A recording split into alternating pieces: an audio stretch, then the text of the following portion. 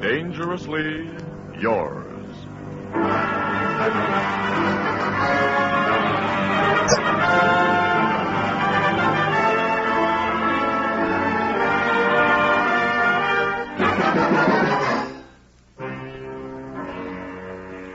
Dangerously Yours. A half hour of romance and adventure brought to you at this time each Sunday by the Vic Chemical Company. And today, bringing you a special short version of Masquerade, an exciting tale of espionage in the Budapest of 1915.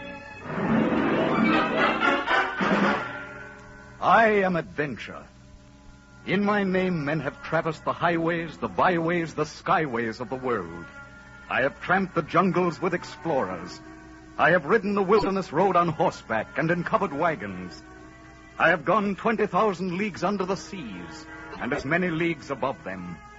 I have been the fire of Captain Kidd and Walter Raleigh and John Paul Jones and Francois Villon.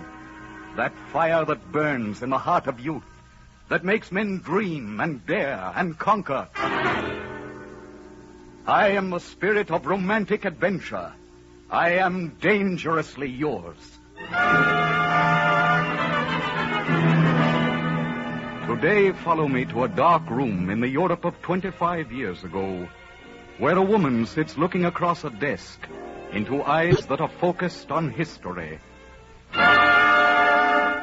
Masquerade!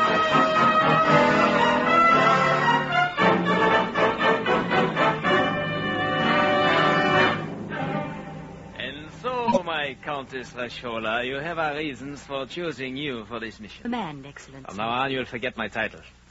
In all our communications, you will address me as Mr. Kolenkov. Now, let us get on to facts. I hope the Count will not be too difficult for you. He's a shrewd man.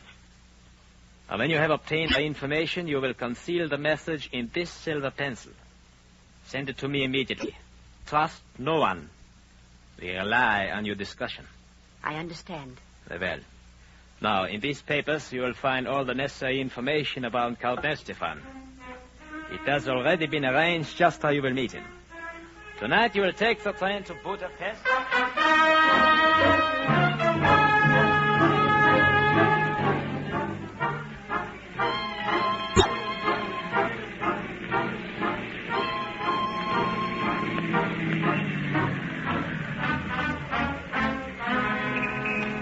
Good evening, madame. Have my bag sent to suite 913. Yes, madame.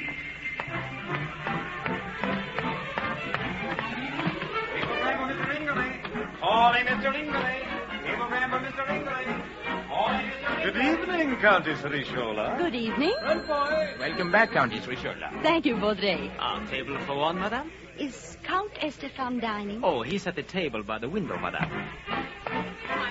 I can't imagine whatever possessed you to wear that hat. I told Benson my price was $5,000. This morning when I was riding in the park, I saw Duffy on the bridle path, and he was... I beg your pardon, madame. Here is the necklace and the rings and the bracelet you gave me, Luigi. Take them back. I'm through. Oh, just a moment, madame. You've made a...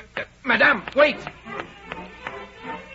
Can I be of service, Count Estefan? Did you see the young lady who stopped at my table? Yes. She left these jewels. I don't understand. Do you know who she is? She is the Countess Rishola. She's in suite 913.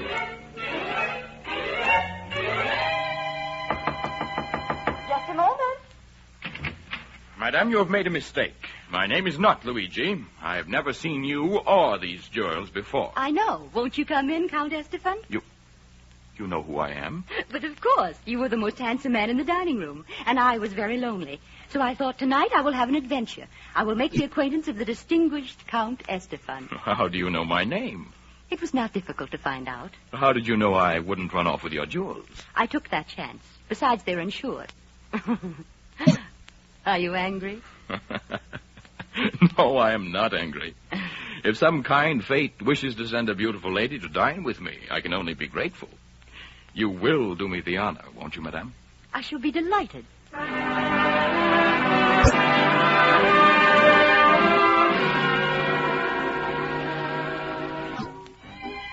What would you like for dinner? What does the Count eat?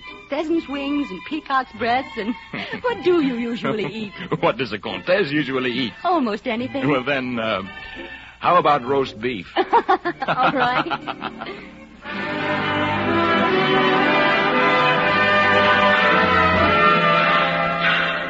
Step right up, Monsieur Dame, and watch Mademoiselle in the red hat shoot the little clay pigeon. Step right up. I'll never be able to hit a thing. Don't let me down before all these people. I'll try. Good heavens. Hand the little lady down a dancing doll.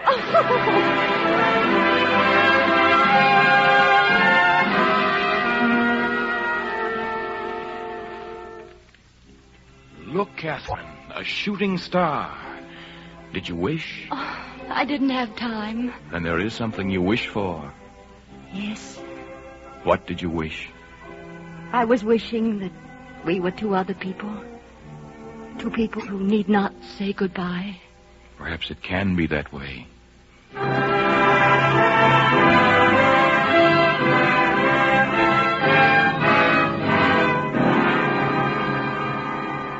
Forgive me, your lordship, but I'm not easy in my mind about this business.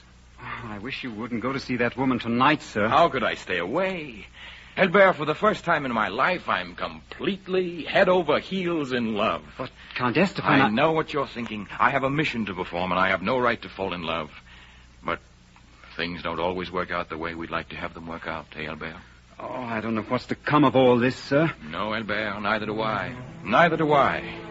But perhaps we shall find out tonight.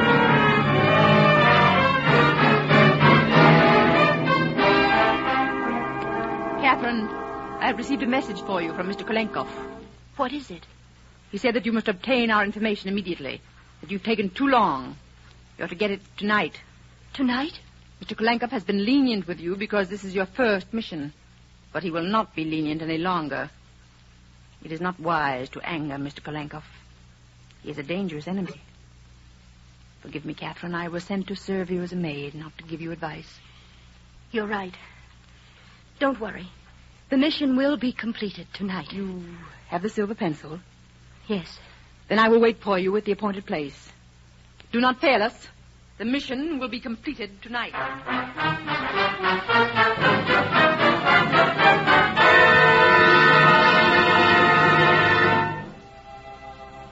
Catherine, I offer you the three things most dear to me. My heart, my country, and my dream. You are too generous. Catherine, you must listen to me. Since that first hour we met, I've been completely yours. There's never been anyone else for me. There never will. Oh, please don't say any more.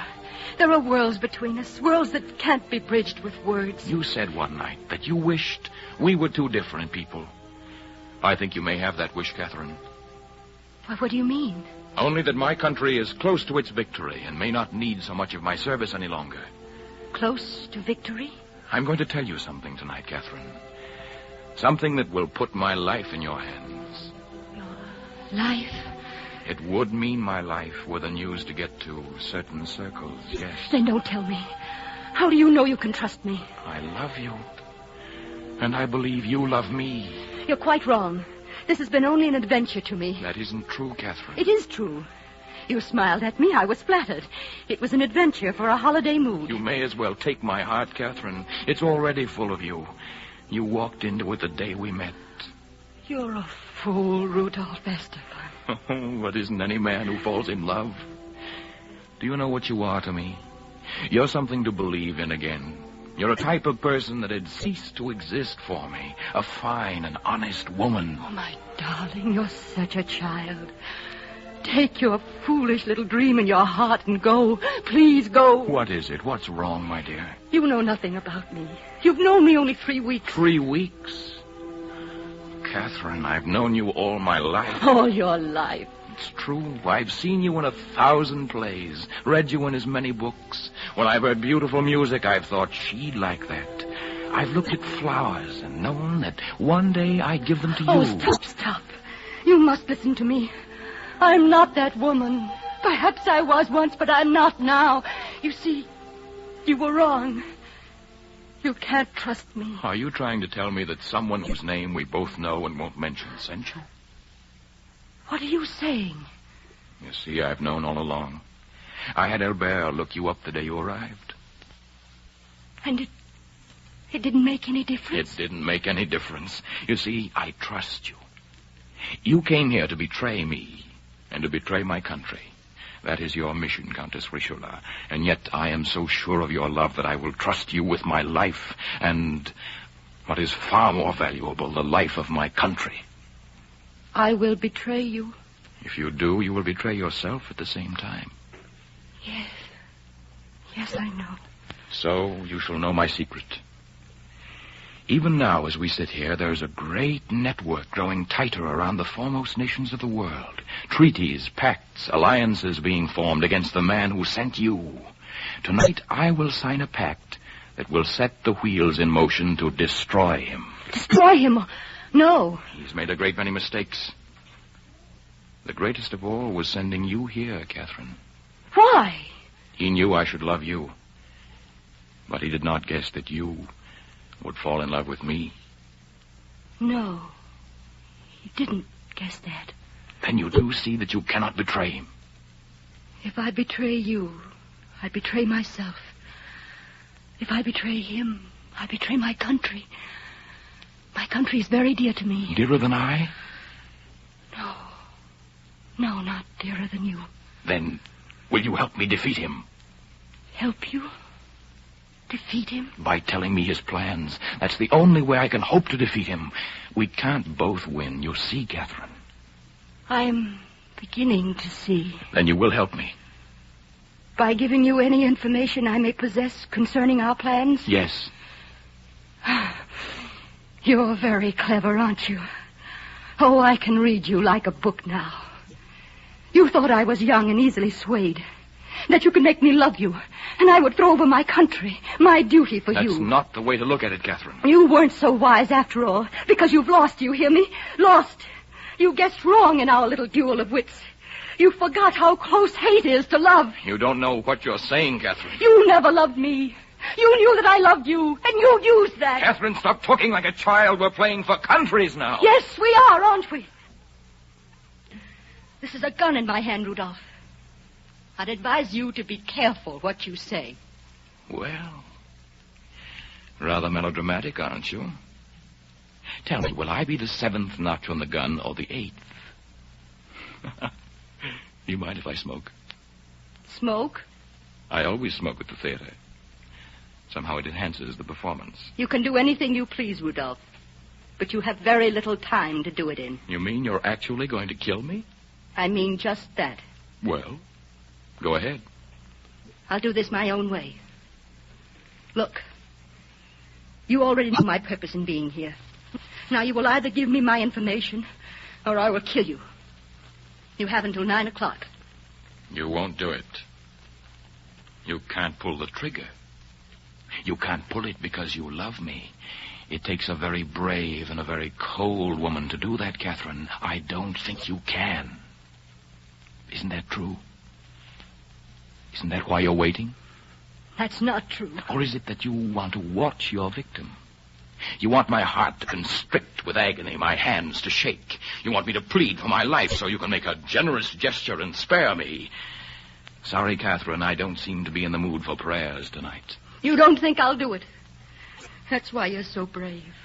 You don't think I'll do it. You wouldn't be so brave otherwise. You're a coward at heart. You lied to me. You deceived me. You tried to deceive me. I'm tired of listening to you. You gave me your heart, you know. You'd like me to hand it back, whole again. But I won't. You will live a long time yet, Catherine, an eternity without me. You will look into the faces of passers-by, hoping for something that will, for an instant, bring me back to you. You will find moonlit nights strangely empty, because when you call my name through them, there will be no answer. Always your heart will be aching for me, and your mind will give you the doubtful consolation that you did a brave thing. You dare to talk of bravery. What else do we have to talk about, Catherine? For me, there will never be another woman but you. But for my heart, there is another love that must come before you. My country. You're so still. Your face is like ice. What are you thinking, Catherine? What does anything you can say matter? You betrayed me with words. What good are words? Your heart is breaking. If I fail now, I should deserve to die. You tricked me into loving you. Aren't you forgetting that you came here for the same purpose? I couldn't have betrayed you. I tried to tell you. You said you already knew. I was as honest as I knew how to be. Do you think I wanted to love you, knowing where you came from and what your mission was? Don't you suppose that every hour we were together I was thinking she's just pretending? I wasn't. I loved you. And I loved you so much I let you pretend. Because you brought something to my days I couldn't stand the thought of losing. Listen to your heart, Catherine. Feel it pounding. Your time is up. Then my last words. I love you, Catherine. You're determined to die with a lie on your lips. I love you, Catherine.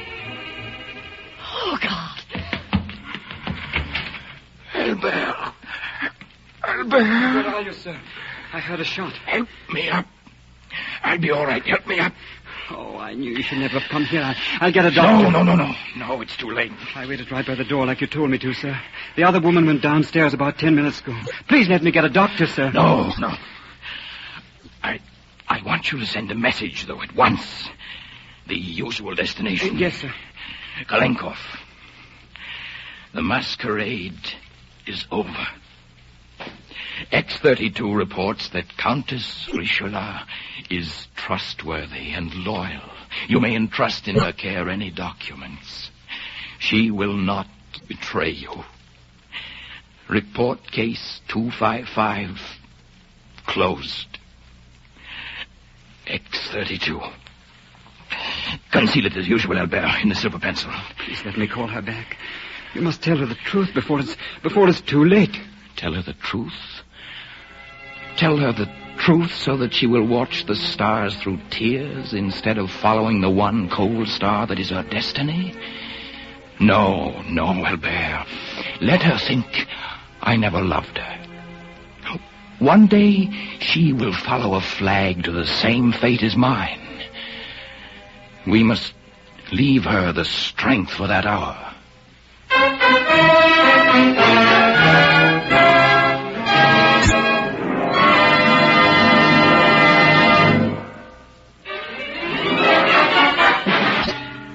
I am Adventure. Today you have shared the adventure of Masquerade with me. Next week I bring you Jungle Harvest, take you to the tropic paradise of Samburan to share the adventure of a gentle, peace-loving man suddenly forced to pit his wits against the sinister and the dangerous in order to save his own life and the life of the girl he loves. Until then, I am dangerously yours.